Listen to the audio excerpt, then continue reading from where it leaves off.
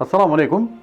Mana ошентип Аллах Субхану ва Таала чексиз мактоолор айтабыз, бизге кайрадан силер менен жолугушуу мүмкүнчүлүгүн берип атат. Бүгүн биз убада кылгандай пайгамбарыбыз саллаллаху алейхи вассаламдын өзүнүн көчүүсү жөнүндө сөз кылабыз. Пайгамбарыбыз саллаллаху алейхи вассаламдын көчүүсү да өзүнчө бир үңүлүп карай турган окуя.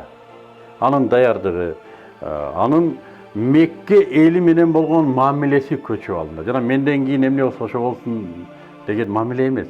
Ал кайра келе турган адамдай. Меккеден чыкканы, ага болгон каршылыктар жана бул эмне болгон жараян биздин ушул тасмадан көрүңүздөр.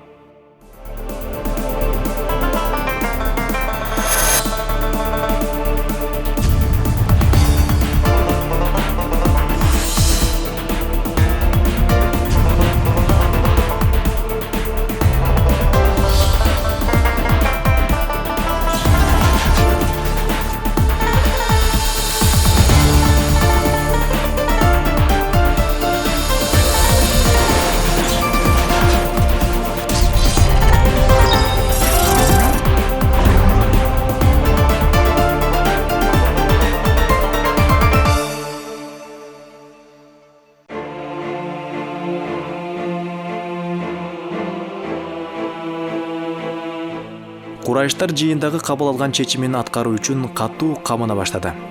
Жана алардын чечкиндүүлүгү чындыгында пайгамбарыбыз саллаллаху алейхи вассаламдын өмүрүнө зор коркунуч туудурду.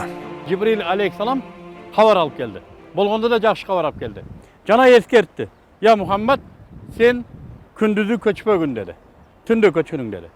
Бирок өзүң төшөгүңдө жатпагын деди. Ордуңа бирөөнү жаткыр деди. Муну уккан пайгамбар саллаллаху алейхи вассалам Абу Бакирдин үйүн көздөй чуркады. Ал кезде Абу Бакирдин үйү мына харамдын наркы четинде болчу, тээ көрүнүп турган эки мунаранын алды ушу Абу Бакирдин үйү болсо керек эле. Айша эскерет. Бир кезде атам Абу Бакир кирди дагы, Айша, пайгамбарыбыз саллаллаху алейхи вассалам келатат, бетин жаап алып тур, бирөөдөн жакшырынып келатат го, деди. Айтканда эле пайгамбарыбыз саллаллаху алейхи вассалам үйгө кирди дагы, я Абу Бакир үйүңдө ким бар бөтөн? Жат. Бардыгын чыгып тур деп айт деп шыбырады. Абу Бакир айтты дейт, Аллахтын элчиси, эч ким жок Айшадан башка деди дейт. Ошондо пайгамбар саллаллаху алейхи вассалам айтыптыр, бүгүн кабар келди. Бүгүн түндө көчөбүз. Абу Бакир сен даяр болгун деди. Жана экөө бир канча убакытка көчүүнүн, качып чыгуунун жолдорун, деталдарын сүйлөштү. Андан соң пайгамбар саллаллаху алейхи вассалам кайра өз жолуна түштү деп эскерет Айша разияллаху анха. Курайштар белгиленген түнү пайгамбарыбыз саллаллаху алейхи вассаламдын короосунун эшигине чогулушту. Абу Жахил, Мухаммад мени ээрчсеңер арабтарга башчылык кыласыңар. Өлгөндөн кийин кайра тирилесиңер жана бейиш бактарына киресиңер. Ээрчибесиңер кайра тирилгениңерде отко куйкаланасыңар. Дебеди беле? Эми өзү кантет деп какшыктап атты. Алар пайгамбарыбыз саллаллаху алейхи вассаламдын жатаарын түн бир окумга чейин күтүп отурушту.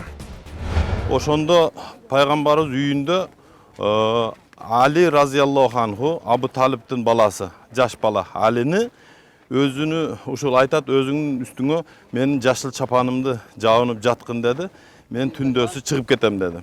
Ошондо пайгамбарыбыз Мухаммад алейхиссалату вассалам таң атардан эрте Ясин сүрөсүн окуйт. وَجَعَلْنَا مِنْ بَيْنَ أَيْدِيهِمْ سَدًّا وَمِنْ خَلْفِهِمْ سَدًّا فَأَغْشَيْنَاهُمْ فَهُمْ لَا يُبْصِرُونَ. Ушул аятты окуп, Алла Таалам айтат, алардын астынан да артынан да дуал кылып койдук дейт. Алардын көзү көрбөй калды. Ушундай жерден топуракты алып туруп эле ар биринин башына чачып койду да. Алардын көзү көрбөй калды. Алар короодо отурат. Короодун сыртынан курчап турган душман пайгамбарыбызды көрбөй калды да. Ортосунан өтүп кетти. Ортосунан өтүп кетти. Пайгамбарыбыз Мухаммад Мустафа саллаллаху алейхи вассалам пайгамбарлыктын 14-жылында Сафар айынын 27-синде түндө Саур тоосун көздөй бет алды. Бул биздин календарыбыз боюнча 622-жылдын 12-синен 13-сентябрга караган түн эле. Пайгамбарыбыз Мухаммад алейхиссалам үйүнөн чыгып, баягы капырлар көрбөй калганда, туура досу Абу Бакирдин үйүнө барат. Абу Бакирдин үйүнө барып, аны ойготуп, ал экөө чогуу ушул таң аткыча күн чыкканга чейин ушул Жабалы Саурдун үстүндө болушат да. Меккеден түндүккө карап жүрбөстөн түштүк Йемен мамлекетин карап жөнөйт да. Биякты көздөй жөнөдү. Биякты кара жөнөдү. Өзү бияка жөнөш керек. Өзү түндүккө жөнөш керек, бирок түштүккө Йемен мамлекетин карап жөнөдү да. Бұл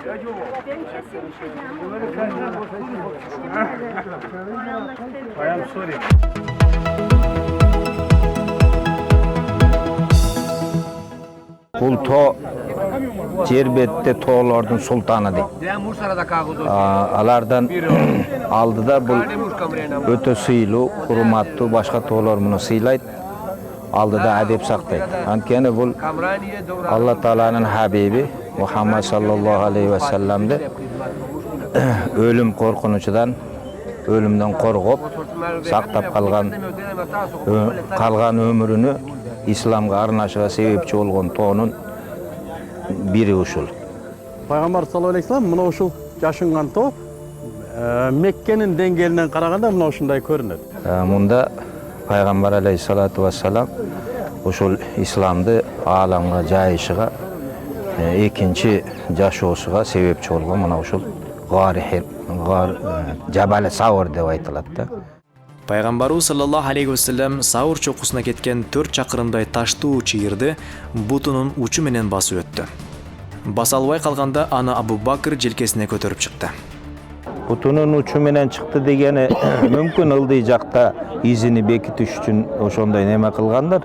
Бирок мына көрдүңүз бул жерде буттун учу менен жүрө турган топурак деле жок.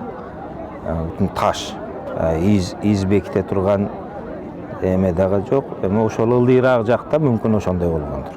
Бир тешикке Абу Бакр тыгын таппай калат. Жана аны буту менен тээп жатат. Пайгамбарыбыз саллаллаху алейхи ва саллям жолдон чарчап келгендиктен башын Абу Бакрдын санына коюп уйкуга кетет, уктап кетет. Бир кезде мына ошол тыгын жетпей калган тешиктен бир чаян чыгып Абу Бакрдын бутун чагып алат.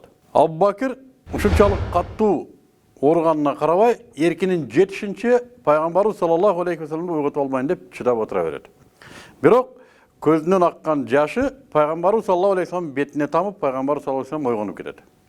Иштин жайын түшүнгөн соң Пайгамбарыбыз саллаллаху алейхи ва саллам өзүнүн мубарак шилекейлери менен Абу Бакрдын бутун шыбап коет, жана чаяндын уусу ошол кезде тарап кетет деп айтылат.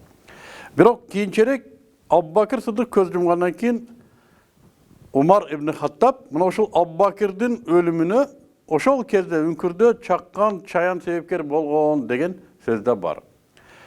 Деги эле исламда узун шым кийип, же болбосо узун кийим кийип жерге чубалжытып басып жүрүү туура эмес. Бирок Пайгамбарыбыз саллаллаху алейхи ва саллям Абу Бакрдын шымынын багалеги жерге тийгенге уруксат берген экен. Анткени мына ошол чаяндын уусунан улам Абу Бакрдын белинде бел боосу турчу эмес экен. Бели бел боо кармачы эмес экен, себеби куйругу шылынып калган экен ошол уудан. Мына ушундай деп айтылат.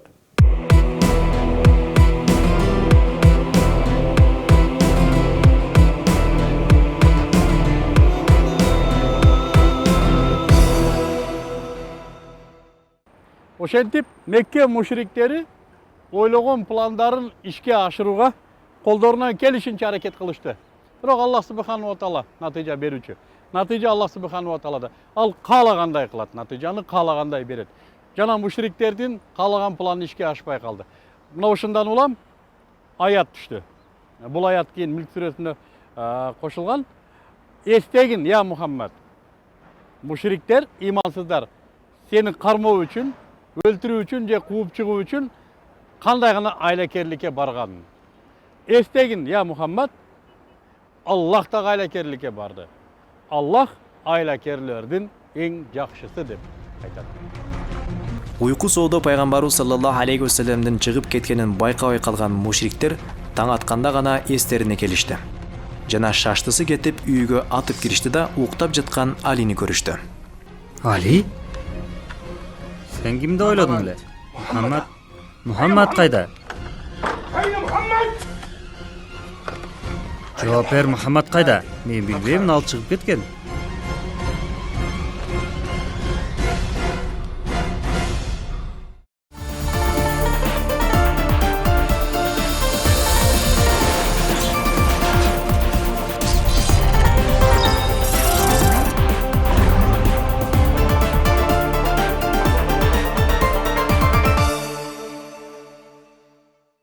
Demek Peygamberimiz sallallahu aleyhi ve sellem Ошентип үйүнөн чыгып кетти.